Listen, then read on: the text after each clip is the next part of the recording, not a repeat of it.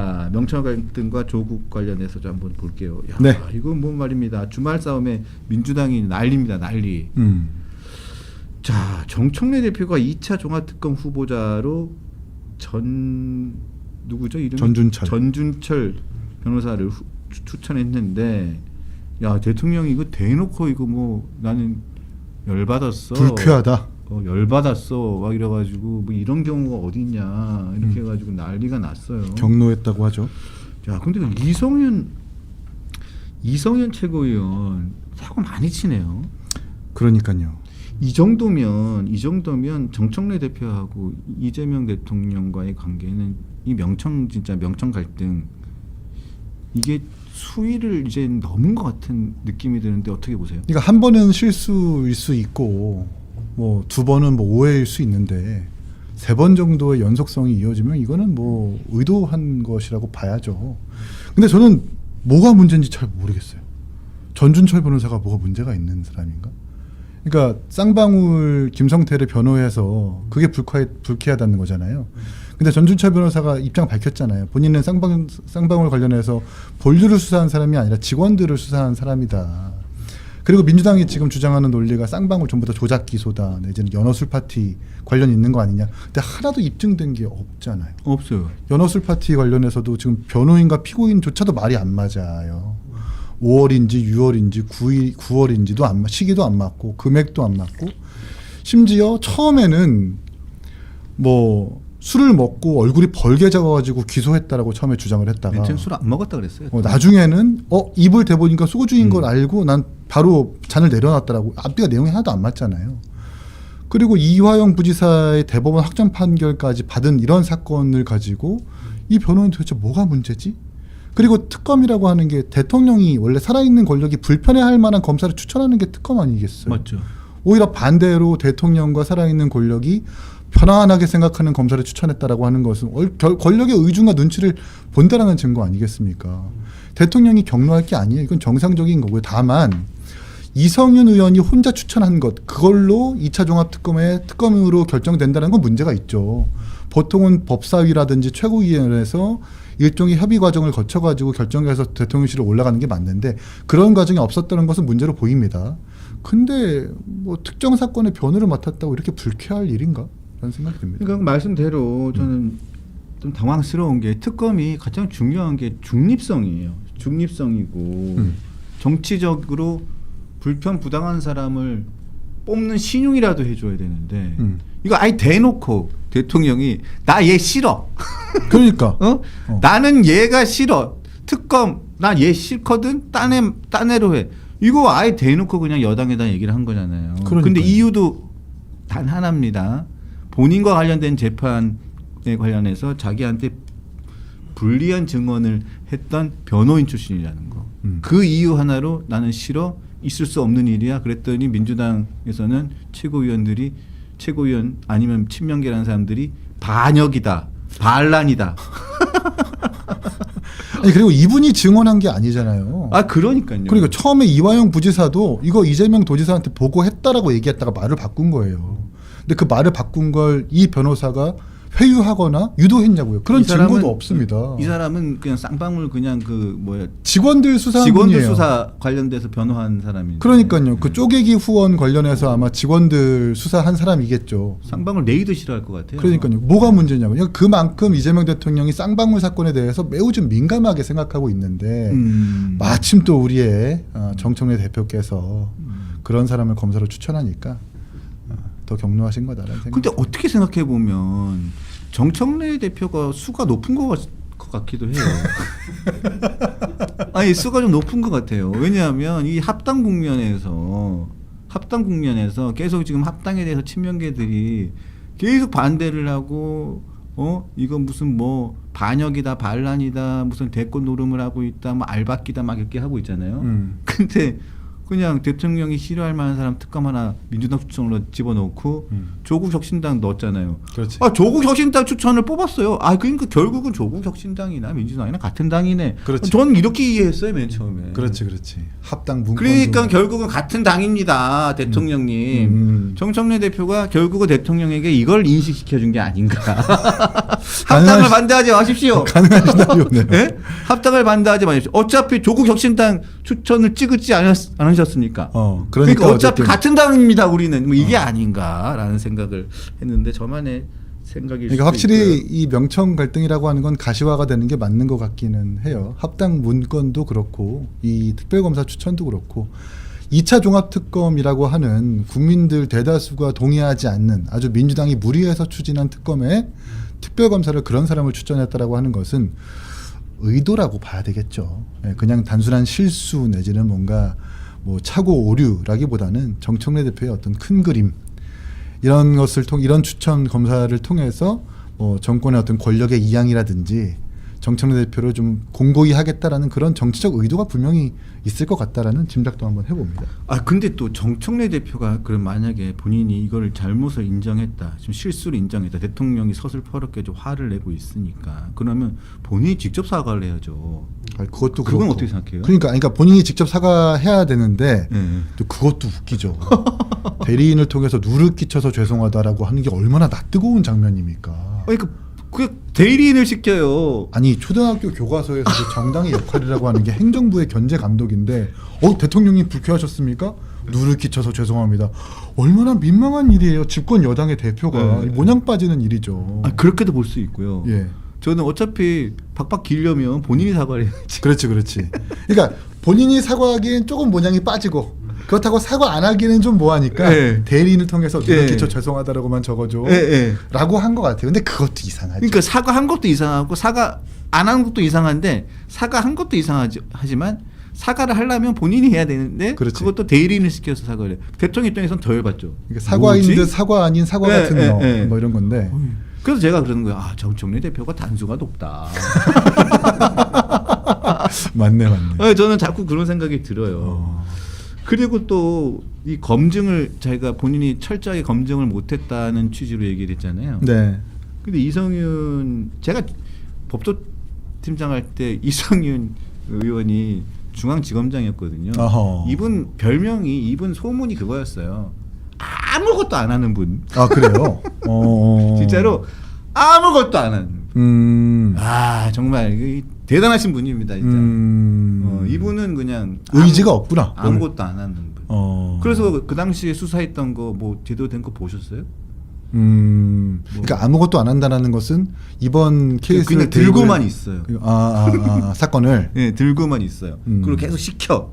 그 수사가 안 되는 거 가지고 계속 시키고 들고만 있는 분인데 추천한 이유가 그겁니다. 전직 대통령 윤석열에게 픽박 당한 게 추천의 이유입니다.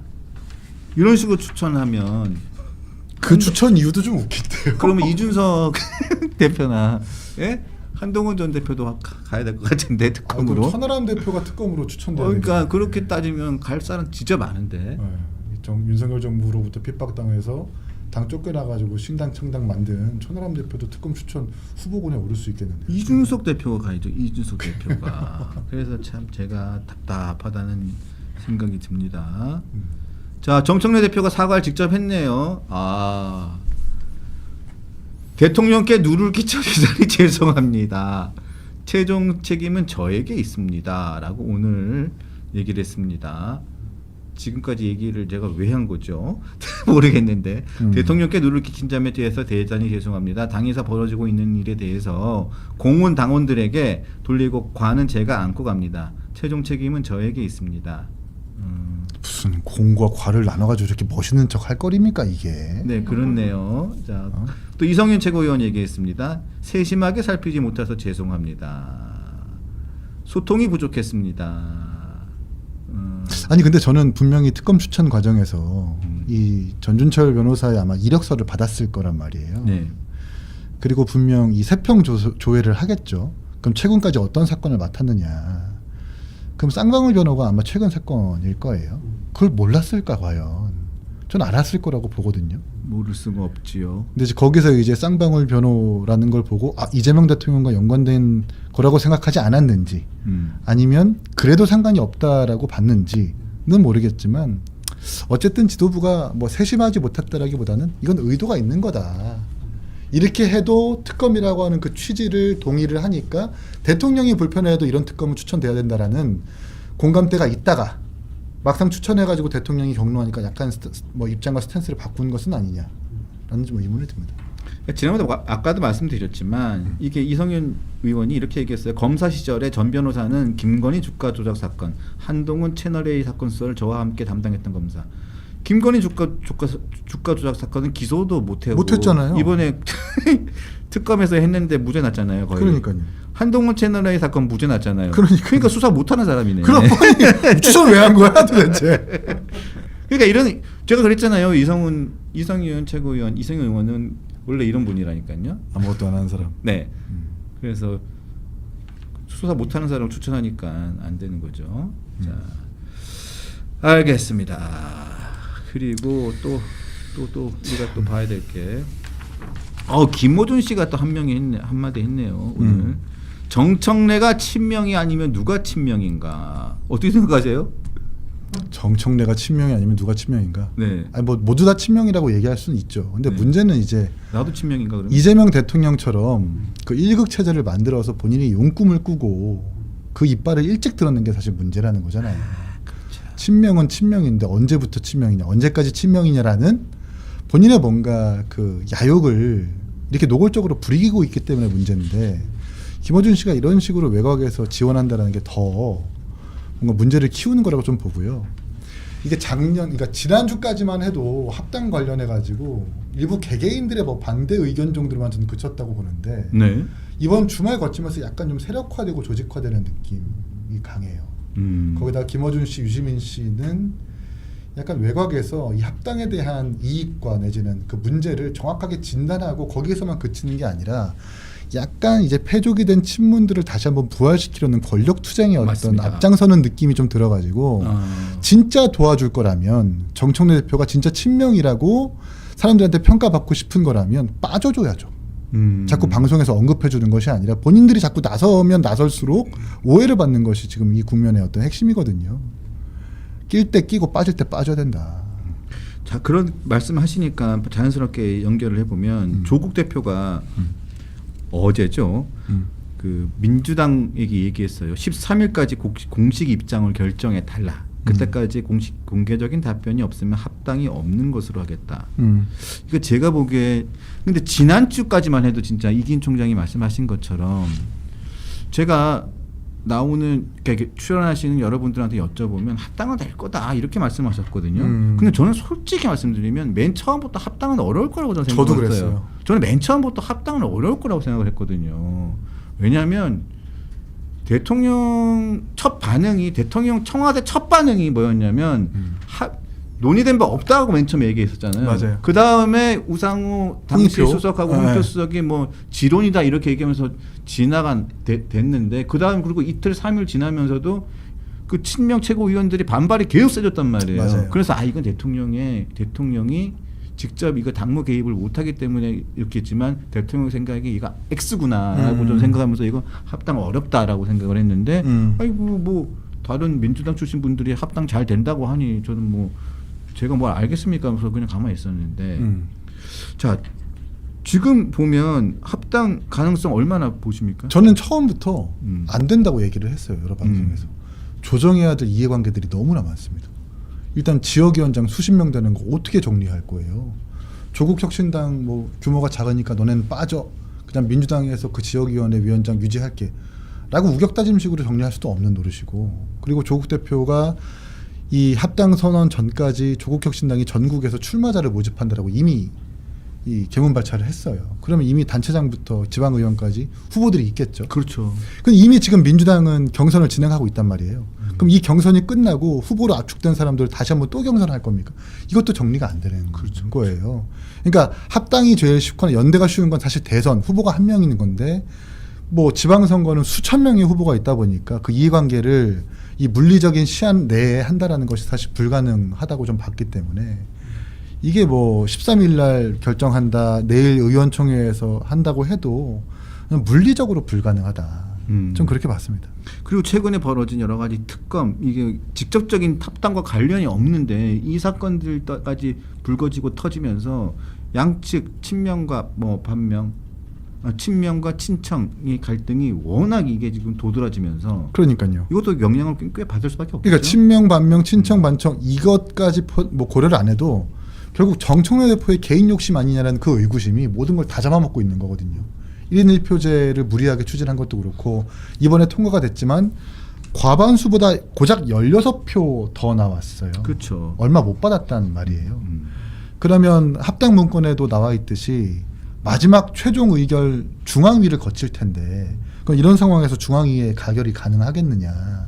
당무위도 거쳐야 되고 중앙위도 거쳐야 되고 전당원 투표. 전당원 투표는 당 지도부가 하니까 어찌됐든 뭐 찬성을 한다 하더라도 이런 상황이라면 중앙위에서 가결도 사실 어려울 거란 말이에요. 근데 이렇게 무리하게 하는 이유가 결국 정청래 대표의 용꿈 때문이 아니냐라는 의구심이 있는 상황에서 그걸 설득을 못하고 있습니다. 그걸 뒷받침할 수 있는 그게 아니라고 할 수 있는 설득력이 지금 떨어지기 때문에 동력이 없는 거죠. 이렇게 되면 조국혁신당은 그야말로 이 합당 국면에서 최대 피해자가 될 수도 있어요. 그렇죠. 낙동강 오리알이 될 수 있는데 전 그렇다고 해서 합당이 안 된다고 선거 연대까지 안 할 거냐? 그건 아니라고 저는 생각을 합니다. 선거 연대는 어쨌든 선거 연대는 할 거예요. 왜냐하면 본인들도 살아야 되는 거고 이 심약해진 조국 대표가 이 활로를 모색할 수 있는 방법이 없어요. 맞아요. 심지어 여러 여론조사에서 저희 개혁신당보다 못하는 지지율들이 지금 많이 나옵니다. 물론 뭐 1, 2% 근소한 차이지만 그런 상황에서 우당이라고 표현하는 민주당과 선거 연대를 통해서라도 호남에서 몇 개의 단체장이라도 가져오려고 연대까지는 하자고 하겠죠. 그렇게 자존심 내려놓으면서.